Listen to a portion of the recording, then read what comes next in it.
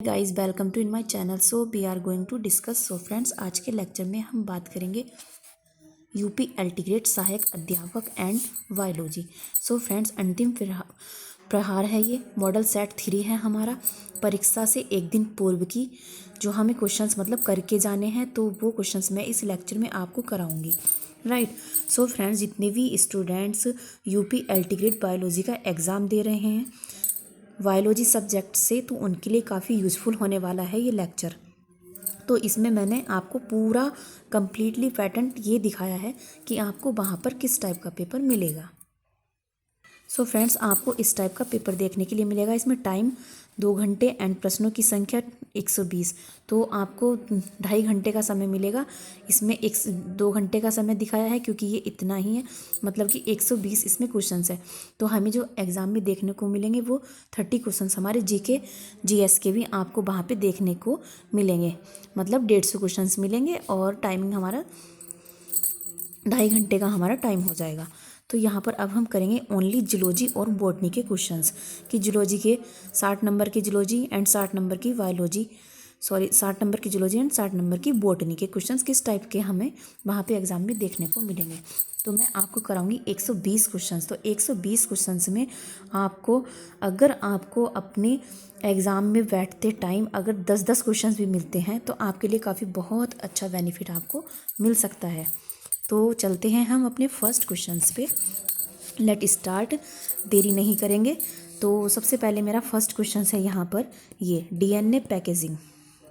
DNA packaging में histone protein की मूलभूत इकाई क्या है? तो डीएनए पैकेजिंग में हिस्टोन प्रोटीन की मूलभूत इकाई जो हमारी न्यूक्लियोसोम हो जाएगी। राइट। अब क्वेश्चन सेकंड देखेंगे हम यहाँ पर अपना, मानव श्वसन तंत्र में गैसों का वास्तविक विनिमय कहाँ होता है? तो इसका राइट ऑप्शन डी हो जाएगा, एल्वियोली में। ठीक है, एल्वियोली में। अब देखेंगे क्वेश्चन नंबर 3, पारिस्थितिकी तंत्र में अपरभक्षी की क्या भूमिका होती है? तो यहाँ पर देखेंगे हम इसका क्वेश्चन नंबर 3 है मेरा ये, कि यहाँ पर पारिस्थितिकी तंत्र में अपरभक्षी की क्या भूमिका होती है? तो इसका राइट ऑप्शन हो जाएगा फ्रेंड्स यहाँ पर बी। इसका राइट ऑप्शन बी हो जाएगा, मृत और सड़ने वाले कार्बनिक पदार्थों को तोड़ना। ठीक है। अब हम क्वेश्चंस देखेंगे अपना फोर्थ, निम्नलिखित में से कौन सा एक उभयचर की विशेषता नहीं है? तो इसका राइट ऑप्शन बी हो जाएगा, जो वयस्क अवस्था में गलफड़ों द्वारा श्वसन। ठीक है, respiration by gills in adult stage. So friends, इसका राइट ऑप्शन बी हो जाएगा। अब हम चलते हैं अपने अगले क्वेश्चंस पर। सो फ्रेंड्स, क्वेश्चंस प्रश्न नंबर 5 में हमें देखना है, सूची 1 को सूची 2 के साथ सुमेलित करें और सूचियों के नीचे दिए गए कोड का उपयोग करके सही उत्तर चुनें। तो ये कोशिकांग दिए हैं यहाँ पर और ये इसके मुख्य कार्य दिए हैं। तो पहला ऑप्शन ए है मेरा, ए बी एंड सी। तो इसको 1 2 एंड 3 4 से इसका मिलान करना है कि इसके कार्य क्या क्या है। तो एंडोप्लाज्मिक रेटिकुलम, तो एंडोप्लाज्मिक रेटिकुलम का कार्य है यहाँ पर हमारा लिपिड संश्लेषण और डिटॉक्सिफिकेशन। ठीक है। अब हम बात करेंगे यहाँ पर राइबोसोम्स की। तो राइबोसोम्स का जो कार्य है यहाँ पर प्रोटीन का संश्लेषण करता है राइबोसोम्स। ठीक। अब लाइसोसोम्स, तो लाइसोसोम्स का कार्य है यहाँ पर ट्रांससेलुलर पाचन के लिए उपयोग होता है, यूजफुल होता है। अब यहाँ पर माइटोकॉन्ड्रिया है, तो माइटोकॉन्ड्रिया जो हमारा कार्य करता है वो एटीपी का उत्पादन करता है। ठीक है। तो इसका राइट ऑप्शन हो जाएगा यहाँ पर ए, यानी कि ए का सेकंड हो जाएगा यहाँ पर एंड बी का फर्स्ट हो जाएगा, सी का 4, डी का 3। अब चलते हैं अपने नेक्स्ट क्वेश्चंस पर। तो मेंडल के आनुवंशिकता के नियमों के अनुसार संकरण में प्रभाविता का क्या अर्थ है? तो इसका ऑप्शन हो जाएगा वी, जब 2 युग्मक विकल्पी मौजूद होते हैं तो केवल एक युग्मक विकल्पी ही फेनोटाइप में व्यक्त होता है। तो इसका राइट ऑप्शन बी हो जाएगा। सो फ्रेंड्स, ये PYQ हैं एंड आए हुए भी क्वेश्चंस हैं और ये हम कर रहे हैं अपनी प्रैक्टिस के लिए। ठीक है।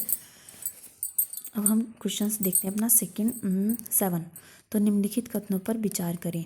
तो इसका जो राइट ऑप्शन है इसमें, तो ये 3 ऑप्शन दिए हैं वायरस। तो इसमें बताना है कि सत्य कथन कौन सा है।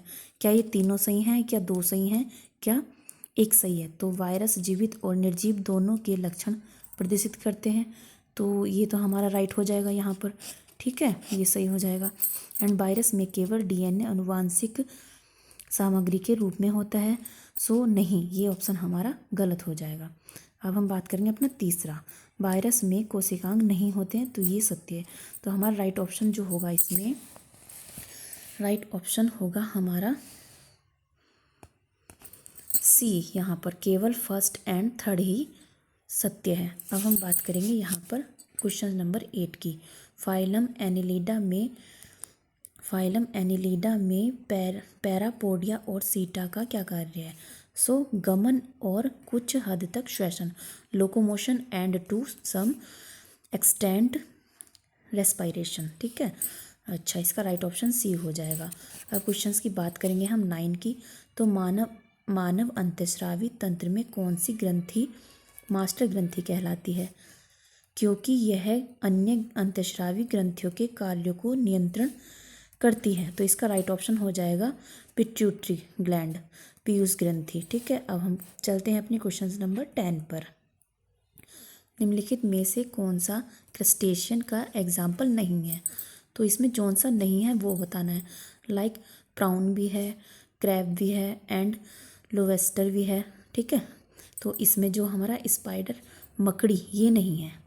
तो इसका राइट ऑप्शन सी हो जाएगा। क्रस्टेशियन का जो एग्जाम्पल नहीं है तो वो हमारा स्पाइडर नहीं है, मकड़ी।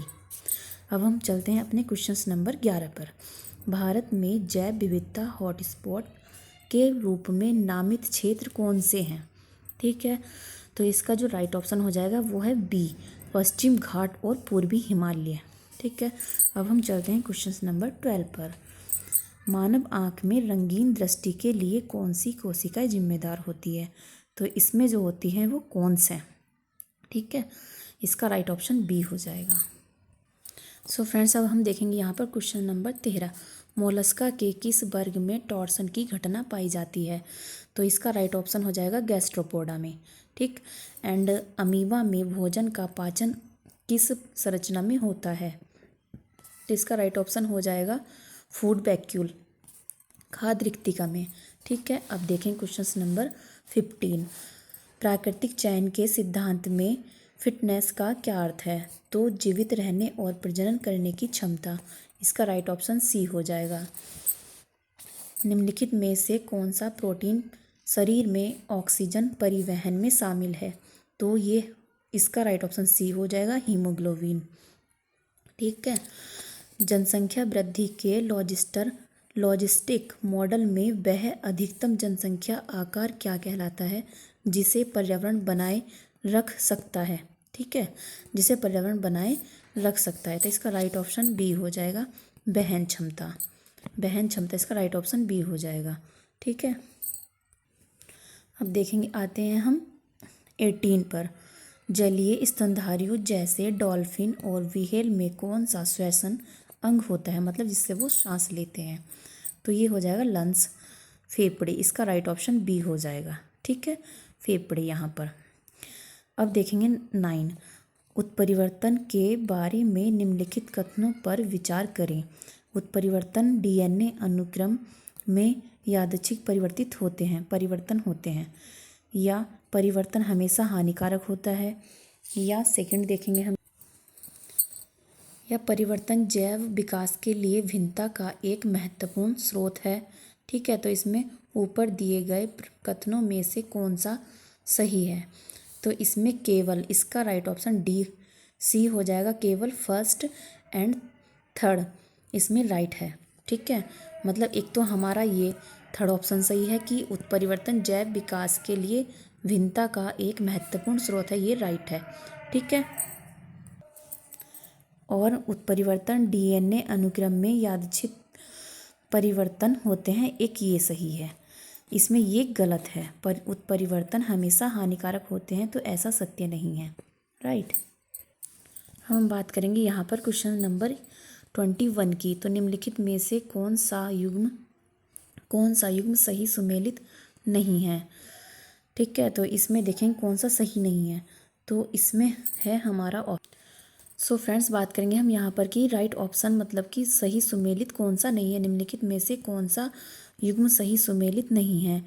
सो इसमें लीवर वाइल प्रोडक्शन करता है, पित्त उत्पादन करता है जो यकृत होता है, और अग्नाशय इंसुलिन का स्रावण करता है, एंड जो प्लीहा होता है वो वयस्क में लाल रक्त कोशिका का निर्माण नहीं करता। तो इसका राइट ऑप्शन सी हो जाएगा। और जो गुर्दा होता है वो मूत्र निर्माण के लिए यूज होता है, तो इसका राइट ऑप्शन हमारा सी होगा। 3 ऑप्शन इसमें करेक्ट हैं एंड सी जो है हमारे पास तो वो इनकरेक्ट है, तो इसलिए यही इसका राइट ऑप्शन हो जाएगा। अब हम बात करते हैं अपने 22 क्वेश्चंस की। मानव में निषेचन की प्रक्रिया कहाँ होती है? सो इसमें होती है फैलोपियन ट्यूब में। ठीक है, फैलोपियन ट्यूब में इसकी मानव निषेचन की प्रक्रिया होती है। राइट ऑप्शन इसका सी हो जाएगा। एंड 23 की बात करेंगे हम यहाँ पे। कीटों में उपस्थित किस प्रकार के नेत्र हजारों छोटी इकाइयों से बने होते हैं? सो इसका राइट ऑप्शन हो जाएगा संयुक्त नेत्र, कंपाउंड आइस। राइट। अब हम चलेंगे 24 पर। तो प्रोटोजोआ में सीलिया का मुख्य कार्य क्या है? तो इसमें गति और भोजन प्राप्त करना दोनों, बोथ लोकोमोशन एंड फूड एक्यूशन। ठीक है। अब हम बात चलते हैं अपने 25 क्वेश्चंस पर। सो फ्रेंड्स, आज के लेक्चर में बस हम इतने ही क्वेश्चंस करने वाले हैं, क्योंकि और ज़्यादा क्वेश्चंस में हमारी वीडियो लेंथी हो जाएगी। सो नेक्स्ट वीडियो में हम जो आने वाली वीडियो है उसमें और क्वेश्चंस आपको करा देंगे। तो मिलते हैं नेक्स्ट वीडियो में। Thanks for my watching.